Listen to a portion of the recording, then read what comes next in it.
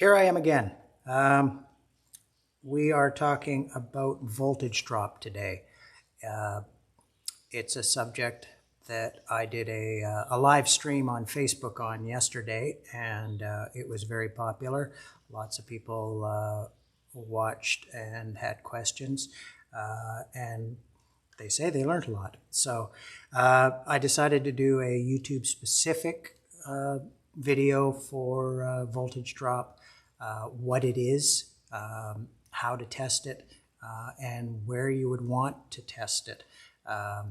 It's a very simple process. All you need is a voltmeter to do your testing with, and it can really help diagnose some issues. It's particularly handy with high load circuits, headlights, starters,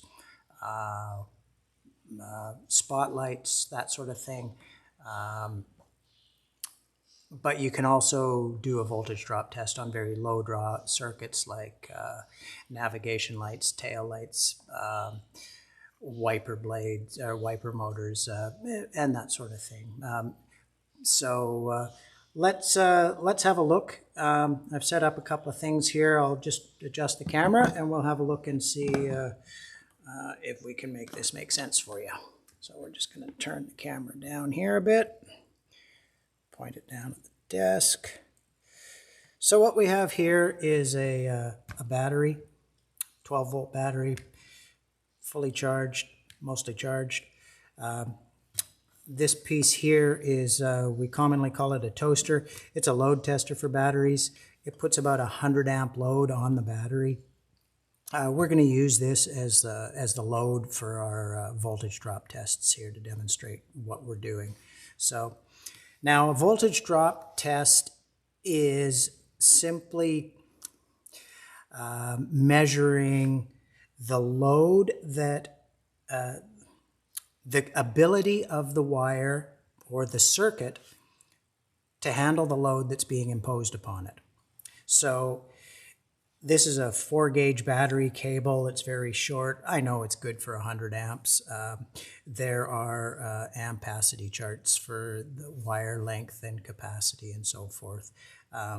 What those charts don't take into account, though, is corrosion inside the wire, damage in the wire. Maybe it's been pinched. Maybe a bunch of the cables inside are broken.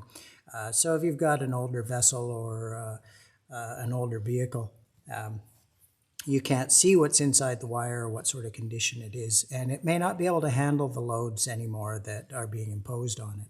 So a voltage drop test measures the ability of the cable, wire, switch, anything in your circuit, measures it to see if it can handle the load that's being imposed upon it.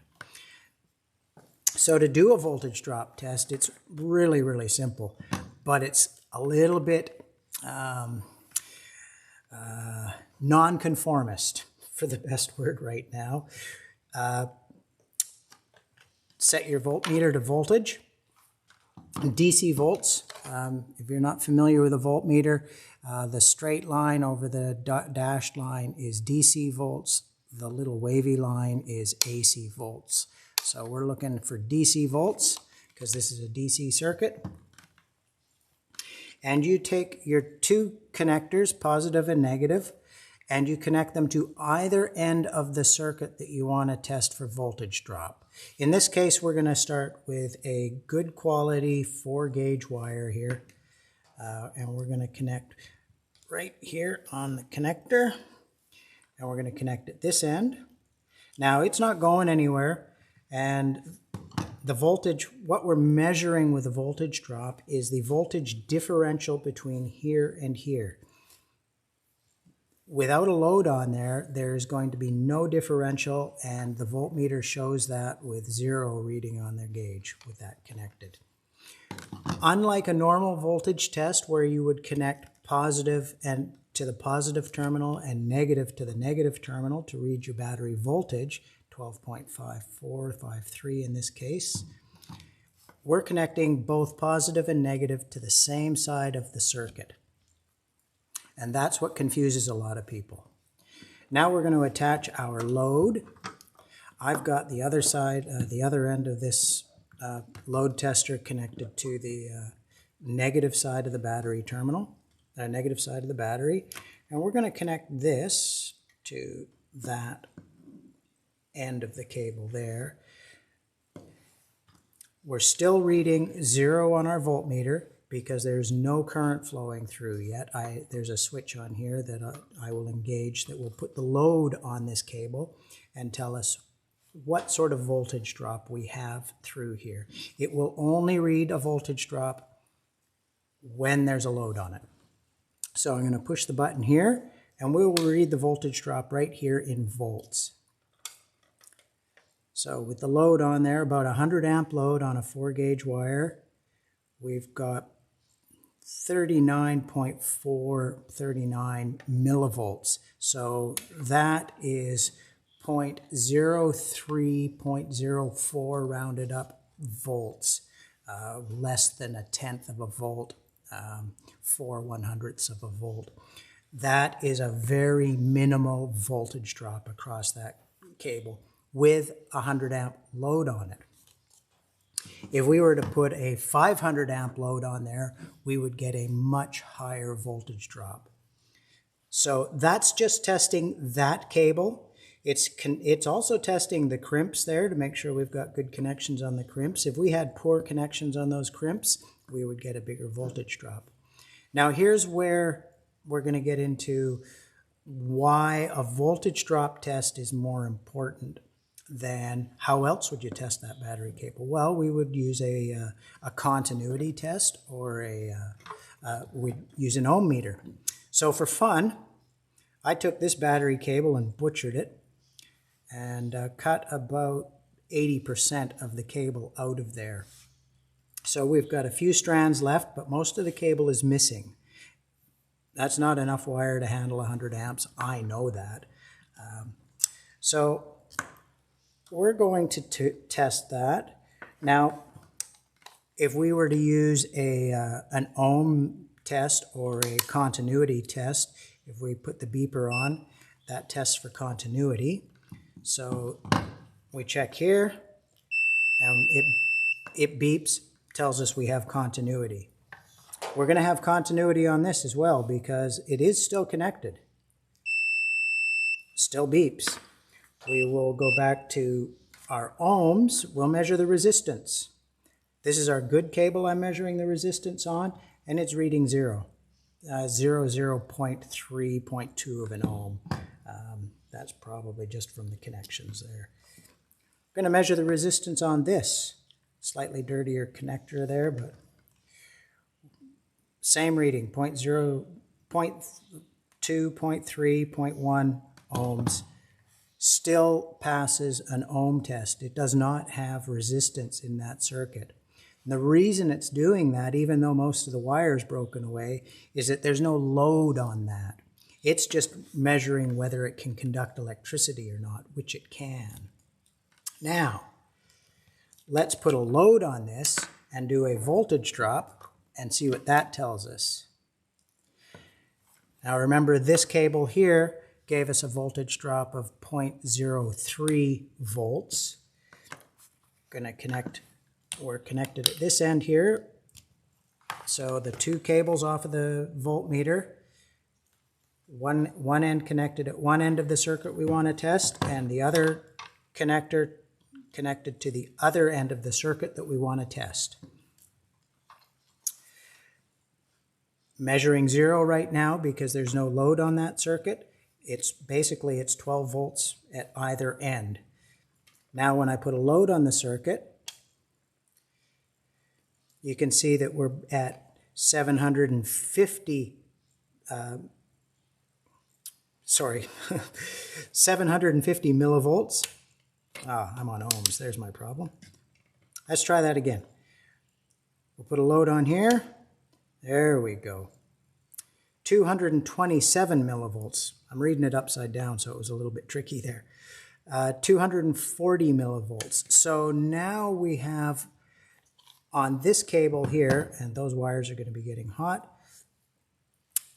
0.2 of a volt of 0.2 volts of voltage drop across this cable.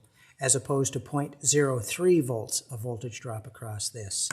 Now, in a starting circuit for a starter, we are looking in the whole circuit, and this is just testing one wire of the circuit. In the whole circuit, we would want a maximum of about 1 volt of voltage drop. And this right here was, what was that again? That was 0.3, 0.4 of a volt of voltage drop. Now that's just testing that one wire that's broken right there, or that we've damaged there.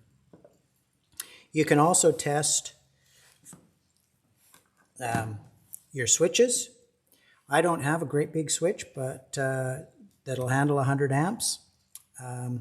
But I can, this switch here is about capable of probably maybe 10 amps at the most, but we're going to push 100 amps through it, and we're going to do a voltage drop test on that. So let's say we had this switch in the circuit and this wire in the circuit. I'm getting a little ahead of myself there. If we, when we're testing our voltage drops, they all add up. So if we're testing this part of the circuit, we'll add this to the next part of the circuit that we test, and we'll add that to the next part of the circuit that we test. So we want low voltage drop, and we want them all to add up. In the case of a starting circuit, which is what we're sort of imitating here, you'd want less than 1 volt of voltage drop through the whole circuit, and that includes the negative side of your circuit as well. First, we're going to test through this little 10 amp switch in here, and I've connected that up to our load. Now I'm going to put this clip on here. So again, what we're doing is we're going to measure the drop down this green wire now, through the switch, through the red wire, and to this clip here. So we're going to measure the voltage drop through this, looks like a 16 or an 18 gauge wire, and this this button here. So when I push the button, this is kind of interesting. When I push the button, the voltmeter here goes up. We've got a very, very low draw to drive that voltmeter. And you can see that the button can actually handle that. We're getting a reading of 0.3 millivolts, 0.2 millivolts there. Because that wire can handle that load, no problem at all. The button can handle that load just fine. But now, let me just set the stand up on this. Maybe you can see the voltage better. So we'll do that. What do we got? So we've got, yeah, 0.5 right now is what's showing, millivolts. We'll put a load on it, and I won't do it for long because it'll overheat.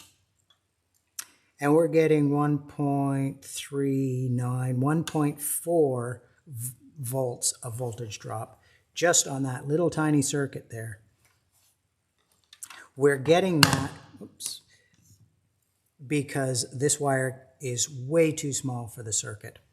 It could handle the tiny little load of the voltmeter, but it couldn't handle 100 amps of the load when we push the button. So that's how that identifies why the voltage drop test has to be done with a load on the circuit. With a small load on a circuit, it will pass just fine. But with a big load on it, it will not. So, excuse me. So when we get into the battery cable here, same thing. We can run a small load on that, and it'll pass just fine because that wire would handle 5 amps, no trouble whatsoever, even broken like that. But it won't handle 100 amps. You can test your switch with a voltage drop. You can test your cabling with a voltage drop. You can also test. You can test your start relays with a voltage drop test. Now this one we can't. I've actually taken this one apart because I wanted to show the customer how bad it was inside. But to test a relay, if you want to see if your contacts are burnt, I'll zoom in there. This one's got burnt contacts in there. Without taking it all apart like that, you can do a voltage drop test across that by simply connecting your two terminals from the voltmeter to either side and then engaging your starter. It's going to measure a voltage drop across there, and in the case of a switch like this, a small part of the circuit, you'd want that to be 0.1 of a volt, a voltage drop. If you're getting like half a volt of voltage drop or more through that part of your circuit, you're going to start burning your contacts like that, and eventually that relay is going to fail, as this one did. And the other thing to test while we're testing voltage drops is the negative side of the circuit. It's done exactly the same way. In this case, we'll just throw another battery cable on there. I'll take that one out.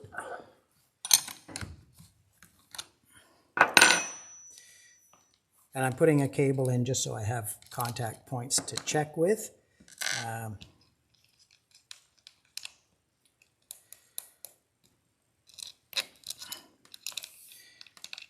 Before I short anything out, get these cables out of there.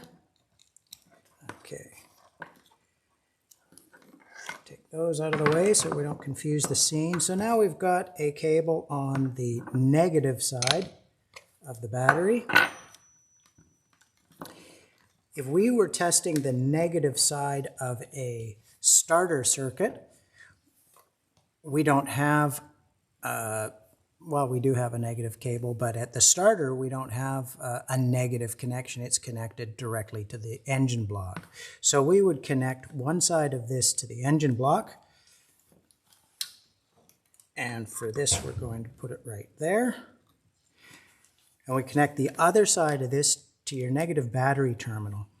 This then tests the whole ground circuit for your starter and everything else because it's all grounded through your negative cable. But in this case, we're doing a voltage drop test on the negative side of the circuit. Works exactly the same. The voltage has to travel through there. All the same amount of current that's flowing through the positive side is also flowing through the negative side because it does the loop. So, same thing, we've got both terminals connected to either end of the circuit that we want to test. Put the load on, and we can see that we've got 39 to 40 millivolts, 0.03, 0.04. So you see that it's the same voltage drop on the other side of the circuit as well, because it's the same cable we used before. And totally acceptable. But that's how we test the negative side of the circuit. So you can check any part of your electrical circuit. If you want to check the ground circuit on your navigation lights, you would connect one end to the housing of the navigation light, or the negative wire that comes out of the bottom of your navigation light. You would connect it to there, and then you would connect the other end to the negative on the battery. Turn your navigation lights on, and you'll measure the voltage drop through the whole ground circuit of that. Now, if you want to narrow, you get a bad reading, you want to narrow down to where that bad reading is coming from, you move your battery cable connection all the way along the circuit, closer and closer to your navigation light. If you want to test across the switch for your navigation lights, if this was your nav light switch, same thing, you would put terminal on one side, say on the positive input to your battery switch, to your navigation light switch, and then you put a terminal on the other side of your navigation light switch, leaving it all connected up so that your nav lights work. This would go to your nav lights, this one comes from your battery, turn your nav lights on, and you will measure the voltage drop across your navigation light switch to see if the switch can handle the load that's being imposed upon it by the navigation lights. If it can't, you're going to get a high voltage drop reading of more than, say, across a switch, more than 0.1, 0.2 of a volt of voltage drop is what you'd be looking for on your switch. Any more than that, and I would say the switch contacts are kind of dirty and would need cleaning. If you're getting up around half a volt of voltage drop through your switch, it's going to be overheating, and you probably want to replace that switch. So that's a 20-minute video on voltage drop. I'll turn this back up. I want to say thank you for watching. If you have questions on voltage drop, drop me a comment, send us a message, give us a call, whichever you like. And don't forget to subscribe to our channel. Something magical happens at 1,000 subscribers, so I'm pretty keen to get to 1,000 subscribers. If you can help us out getting there by subscribing. And thanks for watching.